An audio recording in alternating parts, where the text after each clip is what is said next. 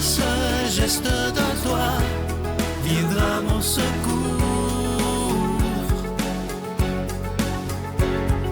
Viens semer dans mon âme le grain de l'amour. Je traverse un désert et je meurs de soif. Montre-moi le mystère qui garde la foi. Bonjour, bienvenue à votre émission La Victoire de l'amour en ce mercredi 5 juillet 2023. On poursuit aujourd'hui, en ce mercredi, notre chronique sur la Trinité. Il y a 2 semaines, on a fait le Père, la semaine dernière, le Fils et aujourd'hui, l'Esprit Saint. Je vous disais que le Père, c'était la source. Dès le matin, je me branche à lui, je me place sous son regard, je me laisse aimer, je lui confie ma journée. Jésus, c'est le réparateur, celui qui me sauve dans toutes les situations où j'ai besoin d'être sauvé. C'est mon grand médecin, le médecin de mon âme, de ma vie intérieure. Et l'Esprit Saint. L'Esprit Saint, pour moi, c'est l'ami fidèle. Et spécialement dans la nature, j'ai l'impression que l'Esprit Saint me fait une foule de clins d'œil. Les oiseaux, les papillons, les fleurs, la beauté. L'hiver, il y a la neige, les beaux couchers de soleil. L'Esprit Saint me fait une foule de clins d'œil dans mon quotidien. Et souvent, comme il est très loyal, l'Esprit Saint, on dirait que c'est une présence vraiment fidèle de chaque instant, qu'on le veuille ou non, il est là, il est bienveillant, il veille sur nous. L'Esprit Saint veut nous inspirer l'amour dans tout. Et souvent, je me surprends à dire « Viens, Esprit Saint ». Moindrement qu'il y a un appel à faire, un courriel à écrire, n'importe quelle petite activité où j'aurai à rencontrer des gens, à m'adresser à quelqu'un. « Viens, Esprit Saint ». « Viens, Esprit Saint ». Que ce soit l'amour qui teinte toutes mes activités, toutes mes paroles, tous mes regards. Viens, Esprit Saint. Et ça, c'est tellement une belle habitude que je suis fière et heureuse d'avoir prise, de dire ça. C'est comme une prière spontanée, toute simple. Viens, Esprit Saint. Mais lui, il se réjouit. Il accourt quand on l'invoque, l'Esprit Saint. Il ne se refuse pas. Il accourt. Et en toutes circonstances, je vous encourage à l'essayer si vous ne le faites pas déjà, ou à le faire plus souvent si vous le faites déjà. Viens, Esprit Saint. Viens, Esprit Saint. Viens teinter, viens éclairer, illuminer par ta présence tout ce que je vis. Et une des belles prières à l'Esprit Saint que j'affectionne beaucoup, viens, Esprit Saint, en nos cœurs et envoie du haut du ciel un rayon de ta lumière. Bon, je la récite pas textuellement comme ça parce que je la récite avec mon cœur. Viens, Esprit Saint, viens rayonner ta vie par ma vie. Viens rayonner l'amour de Dieu par mon quotidien, pour tous ceux que je rencontre, même dans les lieux publics, qu'on se connaisse ou pas. Et ça m'arrive que les gens me reconnaissent et disent « Vous avez un petit quelque chose, vous? » Eh bien, c'est Dieu. Ce petit quelque chose, je pense que c'est l'Esprit Saint. Et je vous souhaite de le laisser prendre encore plus de place dans chacune de vos vies parce qu'il est l'amour. Notre Père qui es aux cieux, que ton nom soit sanctifié, que ton règne vienne, que ta volonté soit faite sur la terre comme au ciel. Donne-nous aujourd'hui notre pain de ce jour. Pardonne-nous nos offenses, comme nous pardonnons aussi à ceux qui nous ont offensés. Et ne nous laisse pas entrer en tentation, mais délivre-nous du mal, car c'est à toi qu'appartiennent le règne, la puissance et la gloire pour les siècles des siècles. Amen.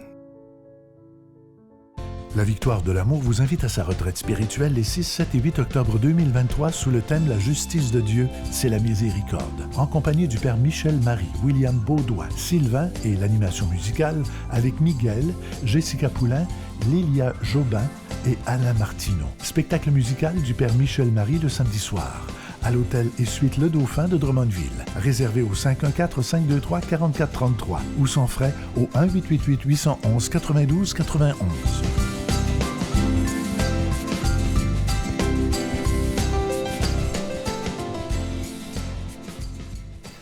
je suis tellement content de vous présenter ce magnifique cadeau du mois pour le mois de juillet. Une belle exclusivité de la Victoire de l'amour. Ça a été fabriqué au Québec. Vous savez que tout ce qu'on vit présentement dans le monde, des menaces de guerre, on entend parler de guerre, etc. Et on a voulu vous offrir la colombe de la paix. Elle est en épinglette. Et regardez bien à l'écran, en haut de la colombe, il y a une belle petite croix qui est magnifique. Et au centre de la croix, un diamant synthétique. Cette épinglette, elle est déjà bénie. Je vous rappelle que vous la recevrez avec un don de 25 $ et si vous en voulez deux, avec un don de 40 $ et je vous remercie de tout cœur de votre don spécial en ce mois de juillet. Vous savez que c'est toujours un mois plus difficile, mais je vous fais totalement confiance et aussi je fais confiance totalement en ce Jésus qui est le maître de l'impossible. La Victoire de l'amour, case postale 120, succursale Boucherville à Boucherville, le J4B 5E6, je vous la redonne. La Victoire de l'amour, case postale 120, succursale Boucherville à Boucherville, le J4B 5E6. Également par téléphone, par carte de crédit du lundi au jeudi de 8h à 17h, c'est pour la période estivale,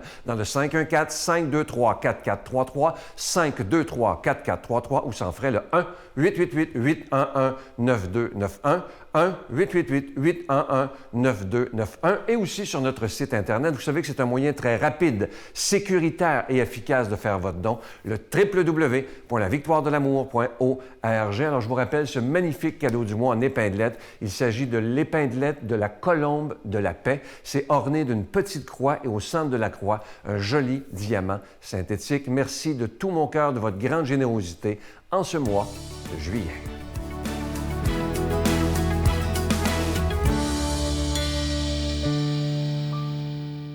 Mon Dieu, donnez-moi la sérénité d'accepter les choses que je ne peux changer, le courage de changer les choses que je peux et la sagesse d'en connaître la différence. Amen. On écoute maintenant notre si cher ami, le Père Michel Marie, qui nous fera une homélie.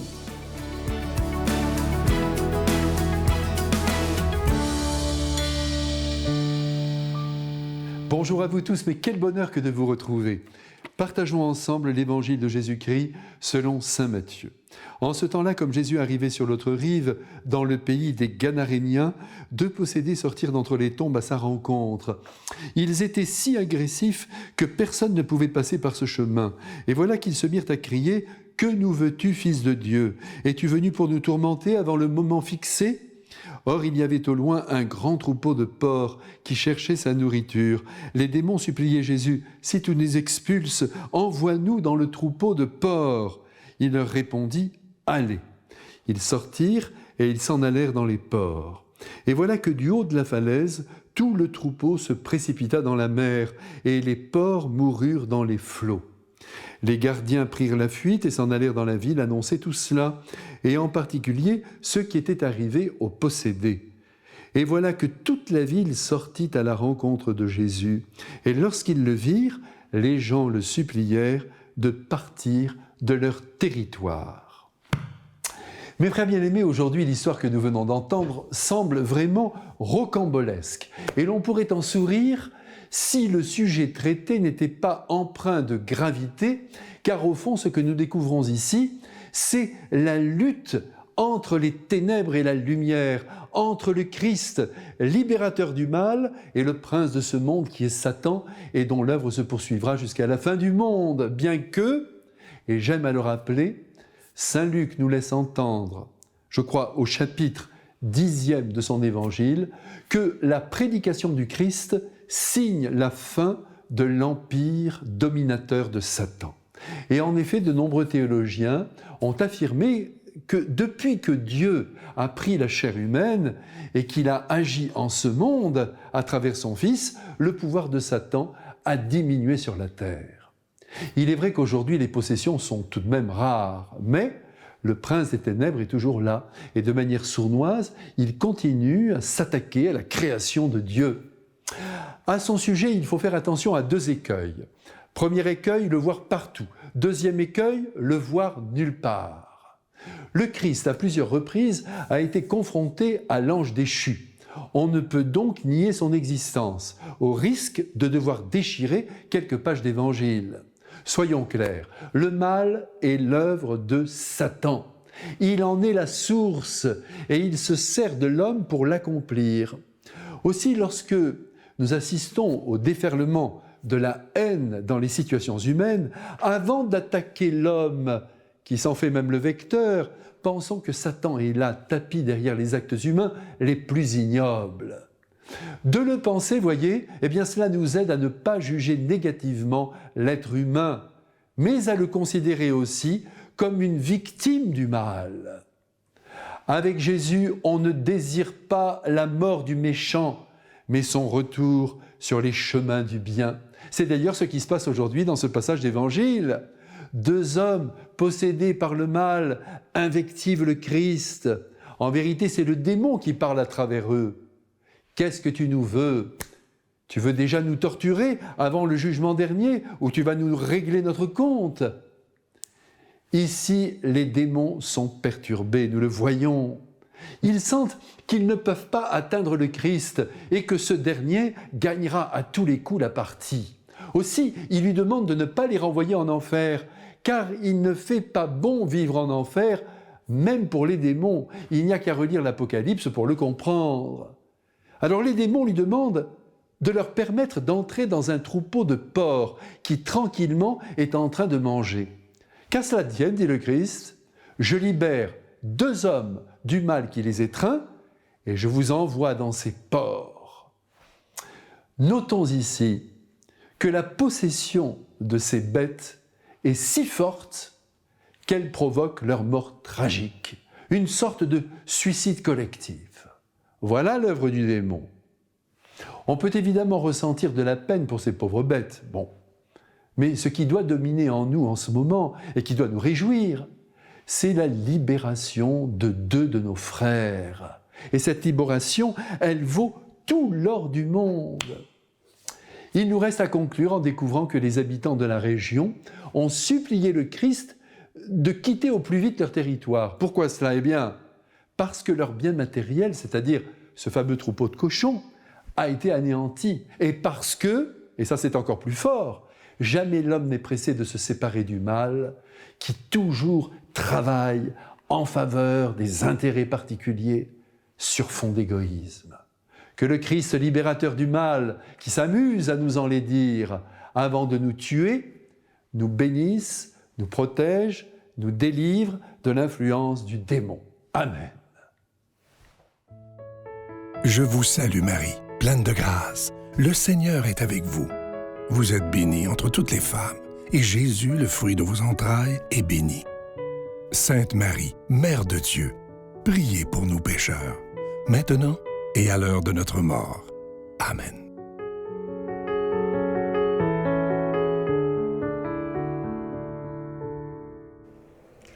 En ce mois de juillet, la Victoire de l'amour vous offre, pour ce cadeau du mois, la colombe de la paix.